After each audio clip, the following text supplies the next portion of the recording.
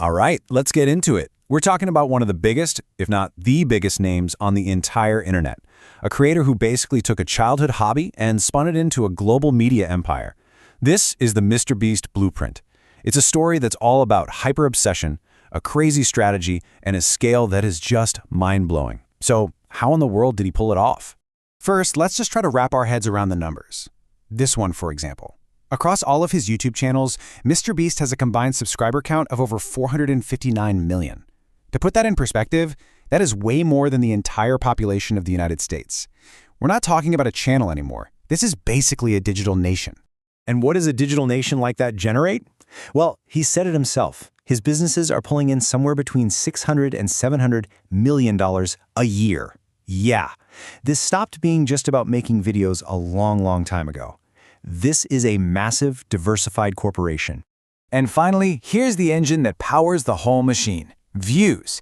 His videos get watched an estimated 30 billion times every single year.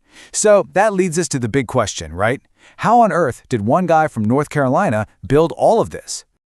To really get it, we have to go back, way back to the beginning. Let's forget the celebrity, forget the millions for just a second, and talk about a kid named Jimmy. So at just 11 years old, he starts posting videos online. By the time he's 13, he's created the channel we all know today, MrBeast. But you gotta erase the picture you have in your head of a viral sensation. He was just a kid, totally obsessed with YouTube, making gaming videos, commentary clips, and for years, pretty much nobody was watching. And what's so fascinating about his story is this timeline. Look at this. It was an 8-year grind of just constantly making videos before he saw any of that explosive growth we know him for. And look at these moments. He gets diagnosed with Crohn's disease at 15, which forces him to quit baseball and pour everything he has into YouTube. Then he drops out of college, which his mom was not happy about, when he had less than 30,000 subscribers. I mean, talk about a massive bet on yourself. And this quote right here, it just perfectly captures his mindset.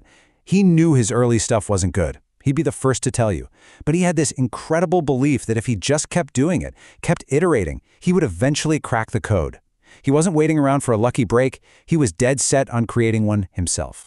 But here's the thing. Hard work alone wasn't going to be enough. The real breakthrough came when he stopped just making videos and started obsessively studying them. This is where the obsession turned into a science. He and a few friends who were also aspiring YouTubers, they basically figured out their North Star: watch time, retention. They realized that this was the one metric the YouTube algorithm cared about more than anything else. So for 1,000 days straight, they would get on Skype and just deconstruct viral videos piece by piece. They analyzed thumbnails, titles, pacing. They treated YouTube like it was a math problem that they were going to solve. And then he has his aha moment. A brand offers him $5,000 for a sponsorship. But instead of just taking the money, he gets this wild idea. He negotiates for double, $10,000, not for himself, but so he could give it all away on camera.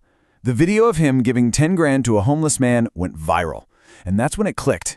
He realized philanthropy wasn't just a good thing to do, it was an incredible engine for watch time. And that idea created this, the MrBeast flywheel. It's actually a pretty simple but totally genius business model. Step 1, get sponsorship money. Step 2, use that money to create some insane stunt, often giving it away.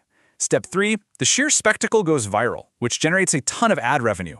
And step 4, this is the absolute key, he reinvests every single penny back into making the next video even bigger. It's a compounding cycle of pure content. Now that flywheel didn't just build a YouTube channel. Oh no, it built an entire ecosystem. This is the part of the story where the creator truly becomes a CEO. And this slide right here just perfectly illustrates the power of that reinvestment strategy. Just look at the difference in scale. He went from a $10,000 giveaway to a $4.5 million recreation of Netflix's Squid Game. Every single dollar he earned went right back on the screen, creating this escalating spectacle that nobody else could possibly compete with. But he didn't just reinvest in bigger videos. He started building completely separate businesses. You've got Feastables chocolate bars, the MrBeast Burger chain, but here's the twist. The profits from these companies don't just go into his bank account. They're used to fund even more ambitious, even more expensive content. The businesses literally exist to feed the content beast. He also scaled the content itself. It's not just one channel anymore. Now there are dedicated channels for gaming, for reaction videos, philanthropy, you name it. And maybe most impressively, in a move of pure global ambition, he's dubbing his biggest videos into more than 10 different languages, basically conquering international markets one by one. But, building an empire of this size, it doesn't come for free.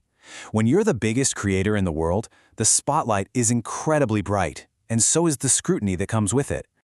Naturally, operating at this massive scale has led to some serious challenges. His philanthropic videos have drawn criticism from people who say he's exploiting vulnerable people for views. And his huge reality show, Beast Games, even faced lawsuits from some contestants. When you're this big, you're navigating some really complex legal and ethical minefields.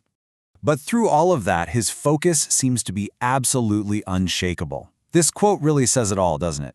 He's not thinking about past controversies or even his past successes. His entire mind is locked on the next video, the next business idea, the next impossibly big project. It is a relentless, non-stop drive to conquer whatever is next. And that really brings us to the final thought here. The MrBeast blueprint has completely changed the game for what a single creator can do. But it also brings up this huge, fascinating question about the future of media. What happens when the line between a personality and a multi-billion-dollar corporation just completely vanishes? What does it mean for all of us when one person is the empire?